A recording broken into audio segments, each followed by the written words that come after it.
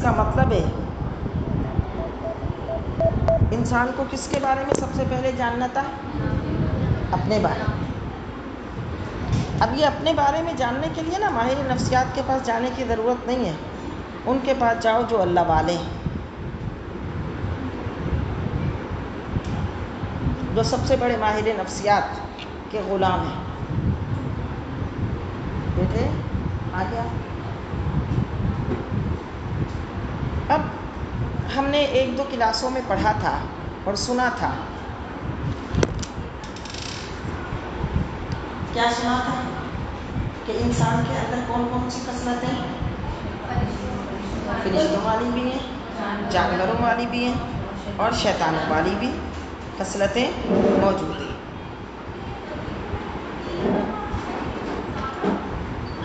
لیکن کہہ رہے ہیں کہ وہ تمام صفات جو حیوانوں، جانوروں، چوپایوں اور فرشتوں والی ہیں، وہ ساری صفات تیرے اندر موجود ہیں، لیکن جو اصل تیرے اندر گوہر ہے، اصل تیرے اندر جوہر ہے، وہ ملکوتی صفت ہے، یعنی فرشتوں والی نورانی صفت ہے۔ تیرا اصل کیا ہوا؟ نورانی ہونا۔ اس کا مطلب ہے مادیت تو ظلمت ہے نا، اندھیرا، اور نورانیت کیا ہے؟ روشنی اور نور۔ وہ روشنی اور نور کہاں سے ملے گا؟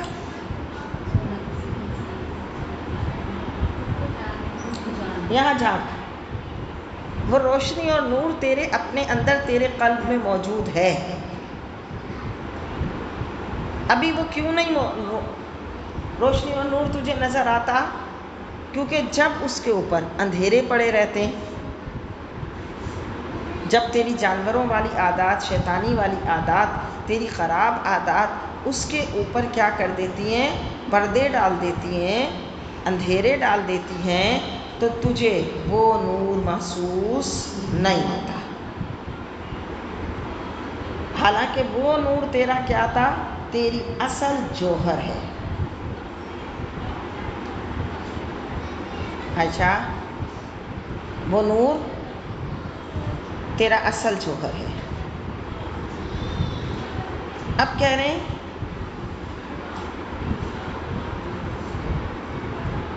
اللہ تعالیٰ نے ہر چیز کو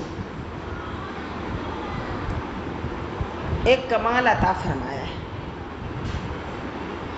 اللہ تعالیٰ نے ہر چیز کو ایک کمال عطا فرمایا ہے۔ مثلاً سنیے گا توجہ سے، گدھے کا کمال یہ کہ وہ بوجھ اٹھاتا ہے۔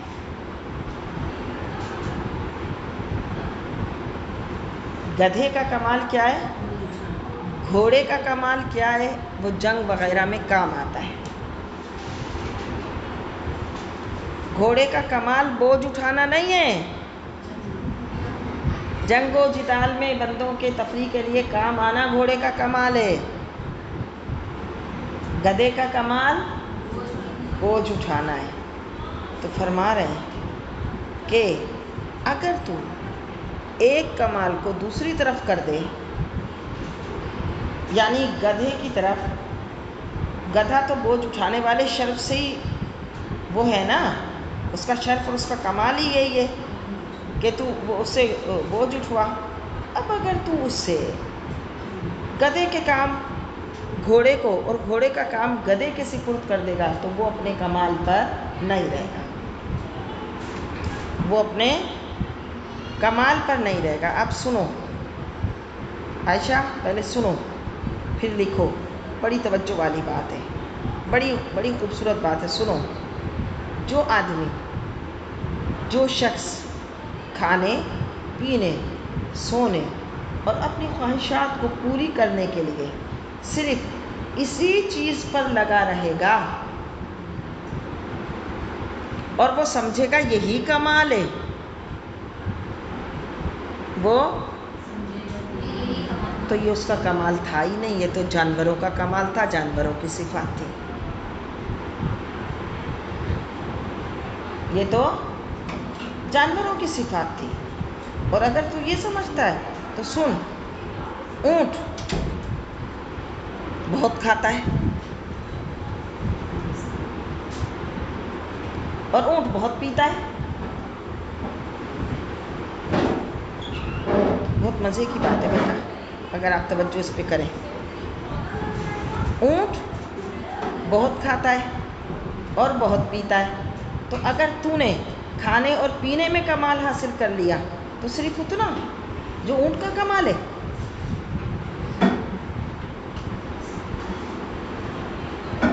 سیما توجہ سے سنو، بات سمجھ آ رہی ہے؟ یہ ذرا سمجھنے کی بات ہے، ایسے سمجھ میں نہیں آئے گی جب تک سمجھنے کی کوشش نہیں کریں گے۔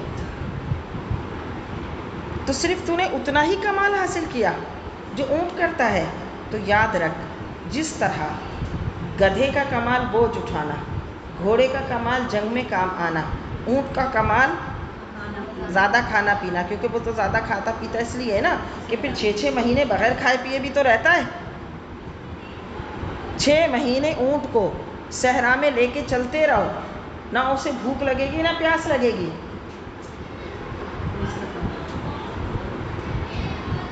آپ دیکھیں تو اس کے اندر وہ اوصاف موجود ہیں۔ تو انسان، تیرا جو عزت و شرف ہے، تیرا کمال وہ یہ ہے کہ تیرے اندر اللہ نے عقل رکھی ہے۔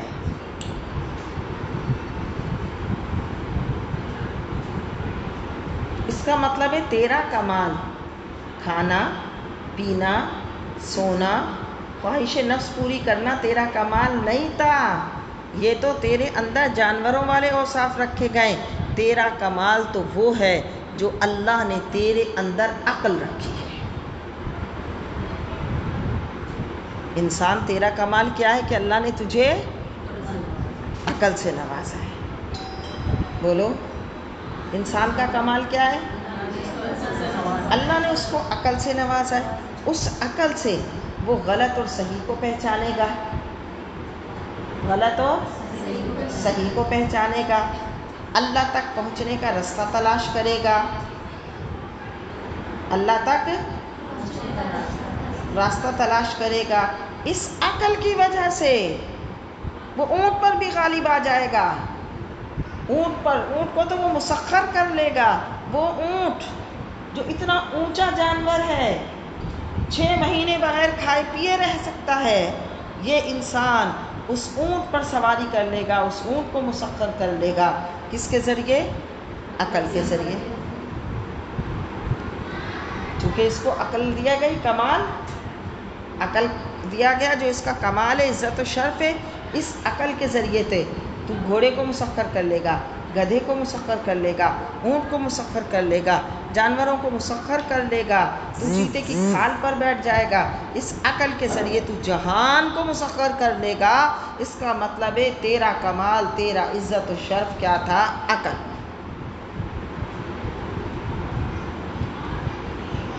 اور جو تجھے کمال دیا تھا اے انسان، جو تجھے کمال دیا وہ ایسا ہے جس پر کوئی غالب نہیں آ سکتا، تو سب پر غالب آ سکتا ہے۔ تو لوہے کے ٹکڑوں کو جمع کر کے ہوا میں پرواز کرا سکتا ہے، تو اس سے ہوا حاصل کر سکتا ہے، تو اپنے لیے روشنی کے انتظام کر سکتا ہے۔ تو اس عقل کے ذریعے بلند و بالا عمارتیں بنا سکتا ہے، تو اس عقل کے ذریعے پہاڑوں کو کاٹ کر راستے بنا سکتا ہے۔ کتنے اونچے پہاڑ ہوتے ہیں، اس میں اتنے اونچے پہاڑوں کو کاٹ کر راستے کون بناتا ہے؟ انسان۔ کل سنا تھا نا ہم نے محمد بن فاتح کا واقعہ، وہ محمد بن فاتح ہی تھا نا جو اونچے پہاڑوں پر اتنا بڑا اپنا پورا ایک بحری بیڑا لے گیا، صرف آئل ڈال کر اس کے ذریعے بہاتا ہوا۔ جو انسانی جسم کا کمال نہیں تھا، عقل کا کمال تھا۔ سمجھو اب بات۔ اس لیے اصل کمال کیا ہے انسان کا؟ عقل، جسم نہیں۔ اللہ، محمد بن فاتح تو 17 سال کا نوجوان تھا، جسم کا کمال نہیں تھا، اتنا مشکل کام کر لینا. حضرت حیدر کرار رضی اللہ تعالیٰ نے اتنا بھاری وہ خیبر کا دروازہ توڑ لیا اور اس کو اٹھا لیا. وہ جسم کا کمال نہیں تھا، وہ سامنے جو شخص موجود تھا اس کا جسم آپ سے زیادہ ہیوی تھا. وہ عقل اور اس گوہر کا وہ عقل اصل میں ایک گوہر ہے، ایک جوہر ہے، انسانی کمال ہے، انسانی شرف ہے. اس کا مطلب ہے انسان کا جو شرف ہے، انسان کا جو کمال ہے، اس کا جسم نہیں ہے، اس کی عقل ہے. اس لیے بیٹا دبلے پتلے انسان کبھی کبھی بہت کچھ کر لیتے ہیں. کوئی چھوٹی عمر میں بہت کچھ کر لیتا ہے. محمد بن فاتح نے چھوٹی عمر میں اتنا بڑا قسطنطنیہ فتح کر لیا. جب اس کا ہے عقل کا کمال ہے تو پھر نہ وہاں عمر کی کوئی بات ہے، نہ وہاں جسم کی کوئی بات ہے.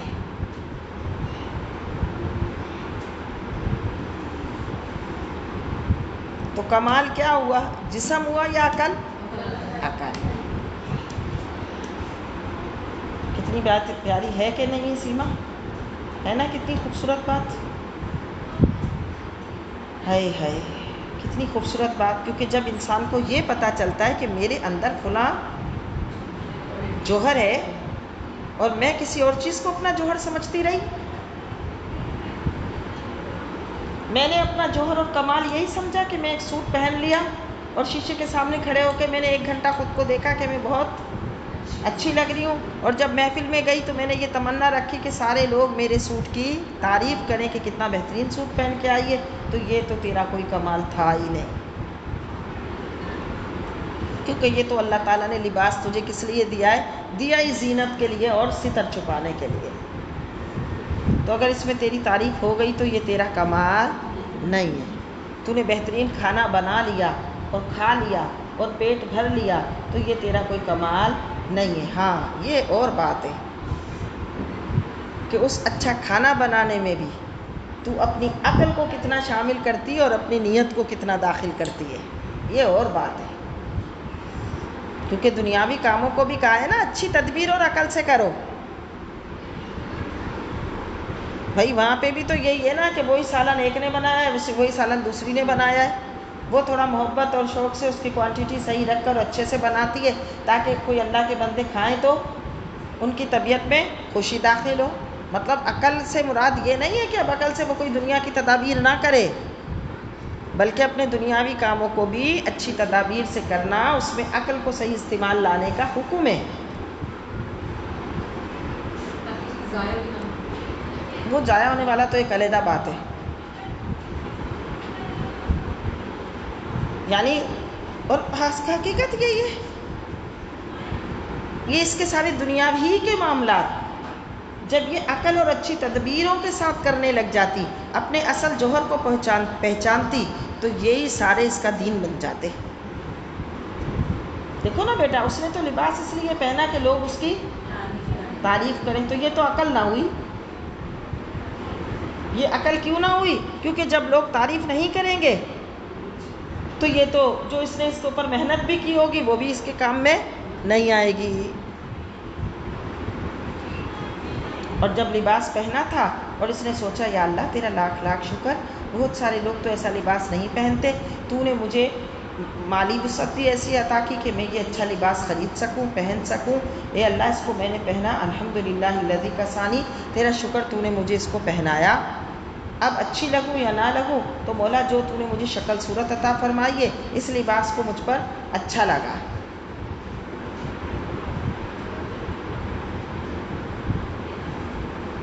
اب یہاں پہ تو اس کے اندر عاجزی پیدا ہو گئی نہ کہ فخر،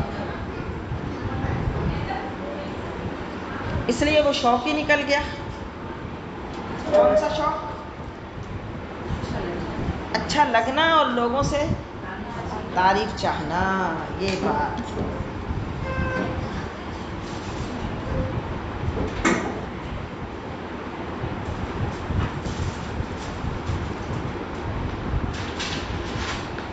جب حقیقت بتاؤں جب یہ خناس نکل جائے نا، اچھا لگنا، ہر وقت اپنا آپ خود کو اچھا لگنا اور دوسروں سے بھی اچھا لگنے کا وہاں رہنا، ہر وقت خود کو اپنے آپ کو اچھا سمجھنا اور دوسروں کو بھی اچھا لگنے کی خواہش اور تمنا رکھنا، اسی نے سارا نظام اور سسٹم خراب کر دیا۔ حقیقت بتاؤں، مکر فریب بھی اسی سے جنم لیے، اوپر کچھ اور باہر کچھ۔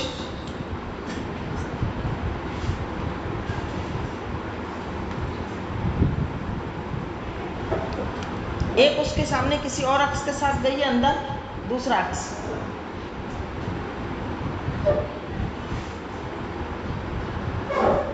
اس کے ساتھ ایسے رہنا ضروری ہے، اس کو ایسے لے کے چلنا ضروری ہے۔ ایک ہی اللہ تعالیٰ کو بندے کا ایک ہی حال پسند ہے، اس کا ظاہر بھی ایک ہو اور باطن بھی ایک ہو۔ اس لیے اگر مسجد نبوی کے صحن میں بیٹھیے، گنبد خضرا کے سامنے بیٹھیے تو کسی کی کال آئے گی نا تو اس بات پر اس کو اٹینڈ نہیں کرے گی کہ نہیں میں اٹینڈ نہیں کروں گی تو وہ برا مانے گی۔ اس کو پتہ ہے میرے سامنے جو ہستی ہے وہ ہے کہ اس کا برا لگنا ان کی ناپسندیدگی کے مقابلے میں بہت تھوڑا ہے۔ اس کا مطلب ہے آپ کو دوسروں کی نظر میں اچھا بننا کہاں سے کہاں لے جاتا ہے؟ وہاں سے وہاں لے جاتا ہے کہ آپ اپنی اصل کو ہی بھول جاتے ہیں کہ آپ کی اصل تو ایک کمال ہے۔ اللہ نے آپ کے اندر جو اصلی جوہر رکھا ہے وہ تو بڑا کمال پر رکھا ہے، اور وہ اصلی جوہر کیا ہے؟ عقل۔ اس عقل کا سب سے بڑا کمال اور سب سے بڑا وہ یہ ہونا چاہیے کہ جس نے پیدا کیا وہ راضی رہے، جس کے قبضہ قدرت میں ساری عزتیں اس کی بارگاہ میں عزت بنی رہے، ساری نعمتیں جس کے اختیار میں، ساری نعمتیں جس کے اختیار میں، اسی سے نعمت ملے۔